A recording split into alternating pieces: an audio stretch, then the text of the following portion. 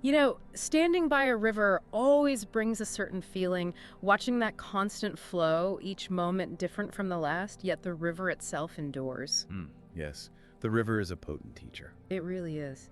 And it makes you ponder why some people seem to move through the years with that same kind of fluidity, almost gaining a quiet strength. While others, While others appear to carry the weight of every passing moment on their shoulders. It's noticeable, isn't it? it is. We witness the ceaseless movement, the arrival and departure of each drop, and perhaps we get, well, fixated on what has gone by. Exactly. And it brings up this question I keep coming back to. The physical changes of aging seem unavoidable, but that feeling of growing old inside, that feels different, doesn't it? Ah, yes. Almost like a way of approaching life, a way of nurturing an inner vibrancy. The inner landscape is where true youth resides, I think. It's really a quality of spirit, a way of engaging with the unfolding of life. So if you're listening and have ever felt that tension between the years ticking by and that longing to stay curious, engaged, truly alive, well, this deep dive is for you. We're going to explore some really compelling ideas, insights that might just shift how you see the process of aging. Helping cultivate a younger spirit. Yeah, helping cultivate that younger spirit, no matter what the calendar says. Our aim today is to distill some core wisdom on aging, looking through a particular lens, and share it in a way that's both informative and hopefully sparks something within you. A worthy aim. Okay, let's unpack this. Let's begin with that image of the river. It feels so central to understanding this. It does. And what's fascinating is the fundamental truth the river embodies. Impermanence. Impermanence. Everything, without exception, is in constant flux. Yeah. Our thoughts, our emotions, the very cells of our bodies, all are moving, changing. Right. When we apply this to aging, we begin to see that resisting this natural current, clinging to a fixed idea of youthfulness, well, that becomes a primary source of unease. It's like trying to hold on to mist, isn't it? A beautiful image. Yes. The more tightly you grasp, the faster it dissipates. This river, it just flows. It doesn't lament the water that's already passed, does it? No, it simply adapts. It embraces the terrain, it yields and transforms. Adapts to every curve, every obstacle. Similarly, when we resist the changes that come with age, the lines etched by time, the shifts in our physical energy, we create an inner resistance, a sense of loss, perhaps. But if we can learn to perceive aging as another bend in our personal river, as a metamorphosis rather than a decline, we find the possibility of inner tranquility. So it's about that shift in how we see things, isn't it? Fundamentally. Instead of viewing those wrinkles as evidence of fading, perhaps we can see them as maps of a life fully lived. Maps, yes. Stories etched onto our very being. And that acceptance, that gentle observation that feels deeply connected to mindfulness. Mindfulness, that gentle awareness of the present moment without judgment, is the very act of flowing with life's current. It allows us to observe the changes within and around us without being swept away by longing for what was or, resistance to what is. Meeting each moment. It is about meeting each breath, each phase of life, with openness and gentle curiosity. Which leads beautifully to another compelling idea, this concept of approaching life with a beginner's mind. Shoshin. Ah, Shoshan, yes. I was struck by the image of someone, regardless of their years, maintaining that sense of wonder, as if seeing the world anew each day. The power in that image lies in the dropping away of preconceived notions. When we approach each moment as if for the first time we shed the weight of assumptions, the belief that we already know. This openness to learning and discovery, irrespective of our past experiences, is the essence of a youthful spirit. It's so counterintuitive, isn't it? You'd think that with more years lived, we'd feel like we've seen it all. The temptation is there. But this perspective suggests the opposite, that every new day brings fresh opportunities for awe. How can we cultivate this, especially when those "I'm too old for that" thoughts start to surface? The key lies in conscious reframing, perhaps. Instead of focusing on perceived limitations, the question can shift to, what is there to learn here? Okay, shifting the question. It is about nurturing that innate curiosity that perhaps feels dormant. And it's not about dismissing the wisdom we've gathered. No, of course not. Rather, it's about layering that wisdom with a continued eagerness to explore the unknown. So it's not about pretending we are 20 again, but about bringing that same spirit of discovery to whatever we encounter, even if it's familiar. Precisely. There's always a new facet, a subtle nuance waiting to be revealed. I like that. Indeed. And there's a profound beauty in acknowledging what we have gained through the years, the resilience, the deeper understanding of ourselves, and the intricate web of life. Beginner's mind enhances this accumulated wisdom with a fresh lens. Now, this next idea feels particularly relevant. The power of letting go, of non-attachment. It sounds so straightforward, yet it feels incredibly difficult in practice. It requires practice, yes. How does this intertwine with maintaining a youthful spirit? Our emotional burdens, the regrets we carry, the grudges we hold, the fears that linger, these create a heaviness within us. They can make us feel weary, far older than our physical age. Yeah, they really weigh you down. The principle of non-attachment is not about indifference. It is about engaging fully with life while releasing the need to control outcomes, to cling to things as they once were or how we wish them to be. So it's about freeing ourselves from the grip of the past and stepping more lightly into the present moment. Precisely. When our minds are constantly revisiting past hurts or projecting future anxieties, we miss the vibrancy of the present. You're not really here. No. Non-attachment allows us to appreciate what we have in this moment without the shadow of its potential loss, to embrace the ever-changing nature of existence without resistance. I recall hearing about this in the context of retirement, how many people fear it, associating it with a loss of purpose. Yes, a common fear. But those who approach it with this spirit of non-attachment, letting go of that former identity, often discover unexpected freedoms and joys. They release the fixed idea of what retirement should be. And in that space, new possibilities emerge, passions rekindled, new connections formed, different ways of contributing to the world. It is about creating space for new growth by gently releasing the grip on old definitions. So we've touched on these ways of seeing, embracing impermanence, cultivating beginner's mind, and the freedom of letting go. Now, what are some tangible ways we can nurture this youthful spirit in our daily lives? Practical steps. Yeah, practical steps. The idea of daily mindfulness practice comes to mind.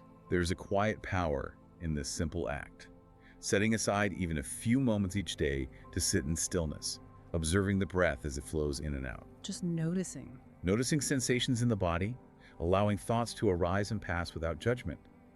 This practice reconnects us to a deeper part of ourselves that is not defined by the external markers of age. It's like finding a still point in the turning world, isn't it? A still point, yes. Just taking that pause to be present within our own being, without all the external demands and distractions. Indeed. It allows us to step back from the narratives we construct about ourselves and the meaning of aging. It fosters a connection with our essential nature. Okay. Another gentle practice is cultivating gratitude, perhaps keeping a simple record of things we are thankful for. It seems almost too simple, but the act of intentionally focusing on what we appreciate, rather than dwelling on what we feel we might be losing. That shift in focus is powerful. It can really shift our perspective. The deliberate act of seeking and acknowledging the blessings in our lives, no matter how small they may seem, cultivates a mindset of abundance. Abundance. And that feeling of abundance nourishes the spirit, regardless of age. And the importance of lifelong learning also feels key, echoing that idea of a beginner's mind we talked about. Absolutely. The mind thrives on engagement and novelty, whether it's exploring a new subject, learning a new skill, engaging in creative pursuits. Anything new, really. Anything that keeps our minds active fuels our curiosity and fosters that sense of growth and vitality that is often associated with youth. It's that feeling of continuous evolution, of I am still learning, still growing, that keeps us feeling connected to the flow of life. Now, let's maybe shift gears a bit and delve into a deeper concept, that of shunyata, or emptiness. The word itself can feel a bit vast, or even maybe negative. It can. It's often misunderstood, but in its essence, shunyata speaks to the absence of inherent independent existence.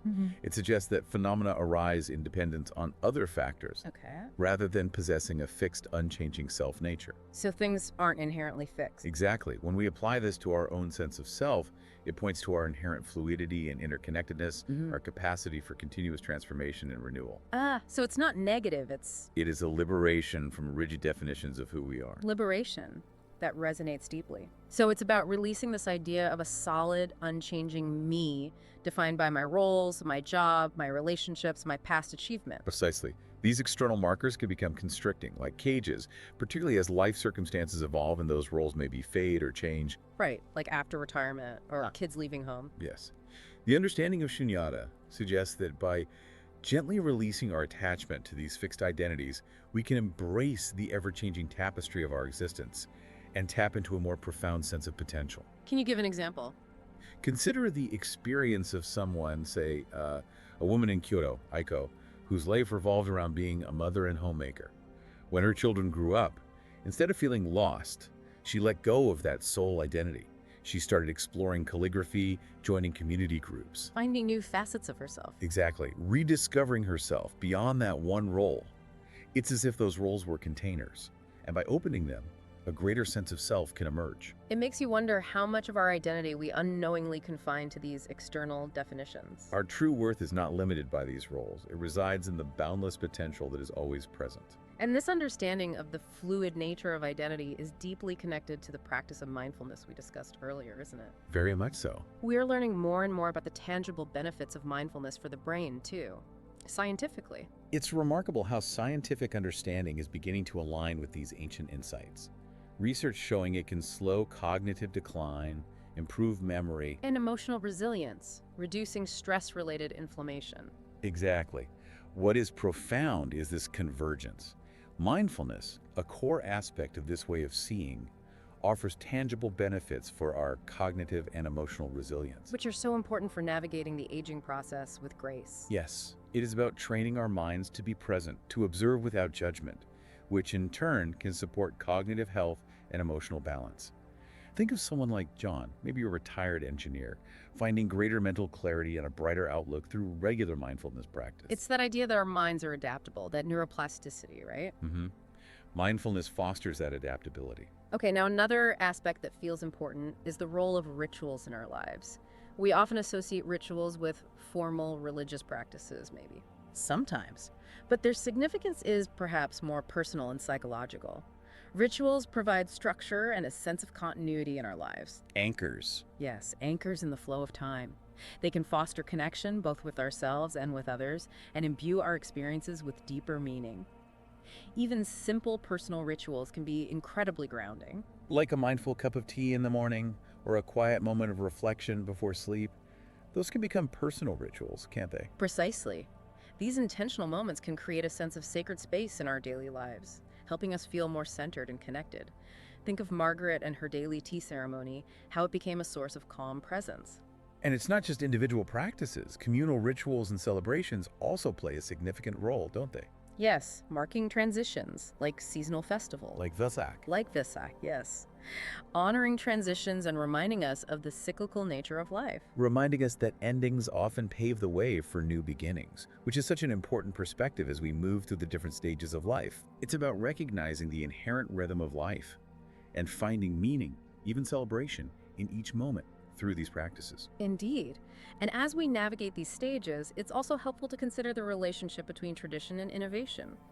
Sometimes there's a perception that holding on to tradition means resisting progress, especially as we age. A common misconception. But the underlying wisdom seems to be about honoring the insights of the past while remaining open to new possibilities, doesn't it? Like we discussed with Beginner's Mind. Exactly. It's about finding a harmonious balance. Tradition offers wisdom, innovation offers growth. They aren't mutually exclusive. How does that play out practically, maybe with technology? Technology, for example, can be a powerful tool for connection and growth when approached with awareness, with mindfulness. So using video calls to connect with family, or using meditation apps, online courses? Yes, these can enhance our lives, deepen connections, facilitate learning. The key is intention using technology to enhance, not replace, genuine human interaction and presence. That's a valuable perspective. It's not about being stuck in the past or blindly embracing the future, but about thoughtfully integrating the wisdom of both. A mindful integration. Now, as we draw closer to the end of our conversation, I'm struck by the idea of the paradox of acceptance and action. It can seem contradictory accepting things as they are while still striving for growth or change. It can seem that way. But true acceptance is not passive resignation. It is an acknowledgement of the present reality without judgment. Okay. Which in turn liberates energy for meaningful action. Think of a gardener tending to their garden. They accept the current state of the soil, the weather, The reality. while actively working to cultivate growth, planting seeds, watering. Acceptance is the fertile ground. Action is the seed. I like that. The example of someone facing a health challenge like Hiroshi, the runner who got injured. He accepted his new limitations, but then channeled his energy into teaching walking meditation, coaching others. It's about working with reality, not against it. Precisely. Acceptance fuels effective action by releasing the resistance that drains our energy. When we make peace with where we are, we can move forward with greater clarity and purpose. That makes a lot of sense. And this leads us to the profound interconnectedness of all things. Pratityasamutpada, dependent origination. The idea that everything is interdependent, that our actions have ripples that extend far beyond what we can immediately see. Yes. Nothing exists in isolation. As we age, feelings of isolation or disconnection can sometimes arise, can't they? They can. Society sometimes fosters that, unfortunately. But this perspective reminds us that connection is always present, always possible. We are all part of an intricate web of life. Even seemingly small actions of kindness and connection have a significant impact. Consider Maria, the retired teacher who found renewed purpose and belonging through volunteering. Right. Connecting with others, contributing. Those small acts ripple outward. Our interactions, no matter how small, contribute to the larger whole. We are never truly separate. It's a comforting thought, actually. And finally, the often unexpected beauty of surrender. In a culture that often emphasizes control, striving, achieving, surrender can feel like weakness. It's often perceived that way. But true surrender is not about giving up. It is about trusting the unfolding of life, releasing our rigid attachment to specific outcomes. Trusting the process. Yes. Yeah. It is recognizing that there are forces at play beyond our individual control and finding a sense of peace within that vastness. Think of gazing at the night sky, a sense of awe and acceptance of something infinitely larger than ourselves. Ah, yes, that feeling of smallness, but in a good way. And the image of a river flowing into the ocean comes to mind again. Not an ending. Not an ending, but a merging, a continuation.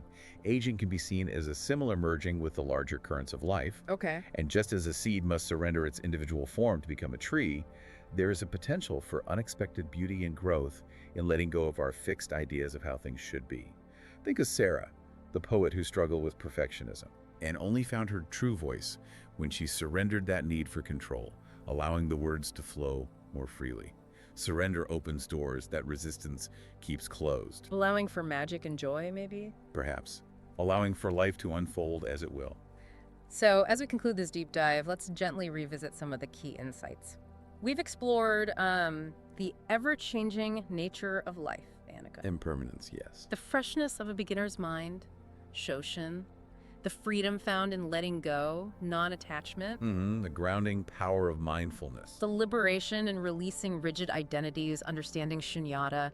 The significance of our daily rituals. The dance between acceptance and action. The profound interconnectedness of all things, pratityasamutpada. And the quiet strength in surrendering to the flow of life. Right, and the underlying message that seems to weave through all of these reflections is that youthfulness is not a number. No. It is a quality of spirit, nurtured through our ability to adapt, to connect, and to embrace the unfolding of life with gentle awareness. Beautifully put. Yeah. Adaptability, connection, awareness. So for you, the listener, perhaps consider one small way you might integrate one of these insights into your day. Maybe it's taking just a moment for mindful breathing. Or reaching out to connect with someone. Or simply noticing the flow of your own breath, like the river we started with. These small gestures can open pathways to a deeper sense of inner peace and a more youthful engagement with life. And perhaps, as you go forward, carry with you the image of a deep-rooted tree swaying gently in the breeze, or the ceaseless flow of that river finding its way to the sea. Trust that same enduring vitality within your own heart.